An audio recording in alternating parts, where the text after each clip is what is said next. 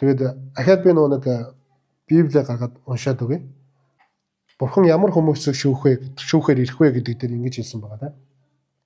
Хараалж атах хийгсэд, завхаарагсад, хуурамчаар тангараглагсад, хөлсний ажилтныг хөлсийг мүжиж, билевсэн өмчин хүүхдүүдийг дарлагч, цагаач нарыг алаг үзэгч, надаас үл имэгч, тэдгээрээс хүмүүсийг би эсрэг гэрчлэхээр би яарамшлана гэж эзэн алдсан байна. Тэгээд ерөнхийдөө Малах номыг дүгнээд ингээд саяны хэсгийг харахаар ингэж байгаа. Бурхан та энэ шудраг бүс нийгмийн хаана байгаа юм бэ гэж израильчууд асууж байгаа те. Магадгүй таа ч гэсэн заримдаа асуудаг. Миний энэ зовлонтой амьдрал донд эсвэл бол миний энэ Монголын энэ утаатай нийгэмд бурхан та хаана байгаа юм бэ? Та шудраг юм бол энэ утаа гэж гэдэг юм уу те. Энэ шудраг бүс нийгмийг болиулж өгөөч гэж. Бурхан харин буцаагаад асууж байгаа биднээс. Чи харин миний хаана байгаа юм бэ гэж.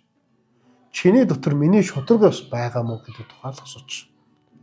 Бурхан нийгэмтэй биш, хувь хүнтэй харьцаж, хувьчилж харьцдаг бурхан юм шүү.